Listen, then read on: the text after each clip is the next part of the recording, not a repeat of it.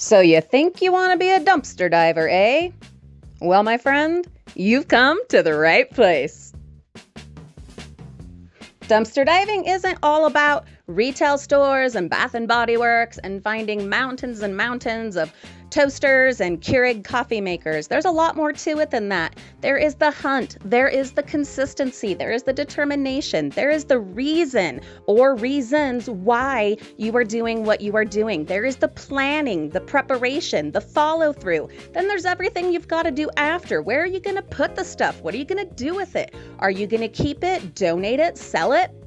What are you doing? We are going to discuss all of that at my Dumpster Diver University. This is day one, lesson number one. We're starting with tools. What do you need to get out there and get the job done?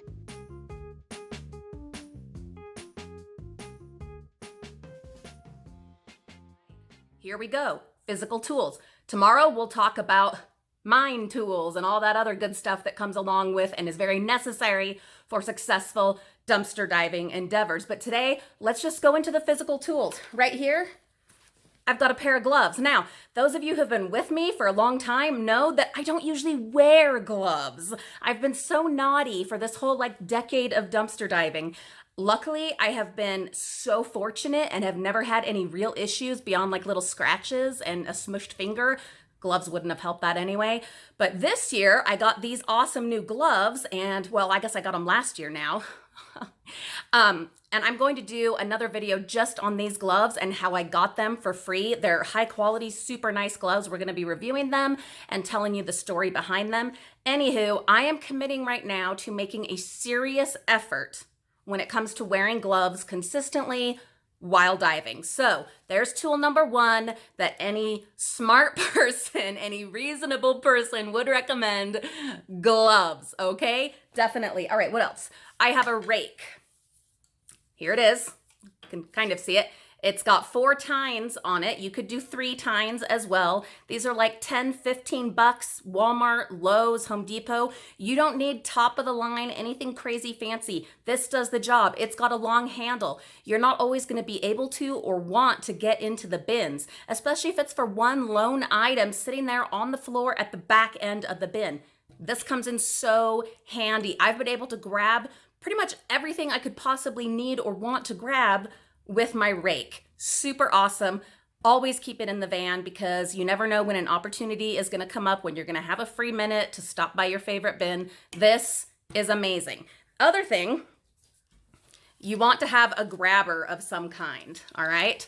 This is probably my 4th or 5th grabber I've gone through in the 10 years that I've been doing this, and this is not my favorite. I made the mistake, as I've done with many things, and have had to learn this lesson over and over.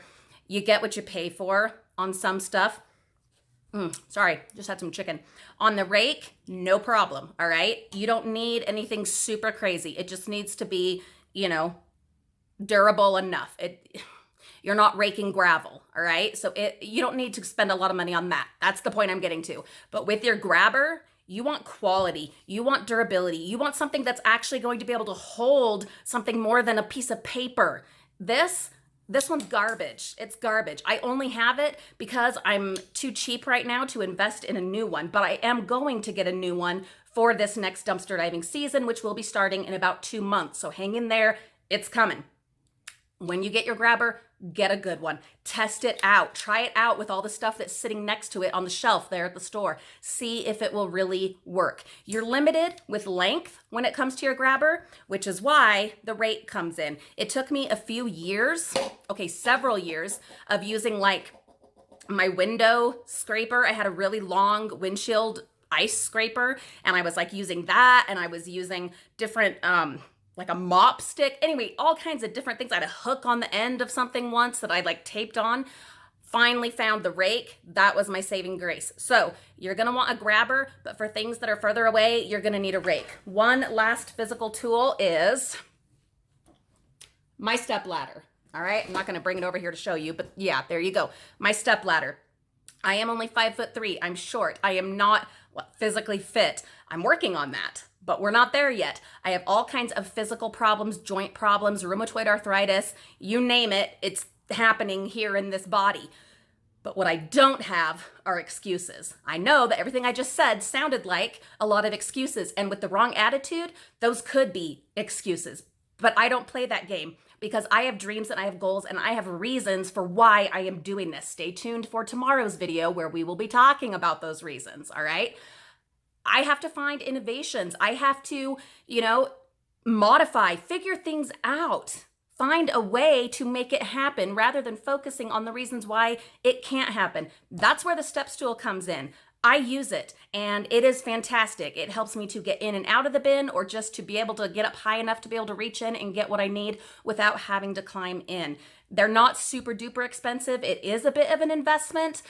Before I started using this, I would stand on boxes or milk crates or whatever. Use what you have available or even things that you find in the bins. That will be so helpful. Speaking of crates and totes, the one last physical thing, and it's way too big to hold up in front of the camera, so I'm just going to tell you, I highly recommend having an empty tote with you, like one of those big Rubbermaid totes or even Sterilite, whatever. The ones that I have are ones I've found in the bins at the schools, at public schools. I don't buy them, all right? But have you one big empty bucket or box. If you don't have totes, bring a box. Bag, if you're absolutely desperate and have nothing else, but a crate, a tote, or a box is what you really want to have. If you're just grabbing stuff out of the bins, you want to have something to chuck it into, or you can have it in the back of your van to dump your bag of whatever into, all right? I highly recommend having a tote. So those are my 4 absolute must. You've got to have, if you want to start dumpster diving, you've got to have gloves. You've got to have some kind of grabbing mechanism. If you have to start with your window scraper, there's no shame in that. There's nothing wrong with that. I did that for years, okay? You want to have a rake.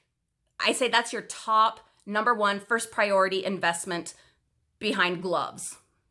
If you just have gardening gloves, use your gardening gloves. What's wrong with that? Nothing. And then finally, when you can afford it, when it's possible, or if you already have one with, in your house or whatever, a step ladder. Highly recommend it, especially if you aren't like a gazelle and can just vault in and out like my husband can, all right? I can't do that.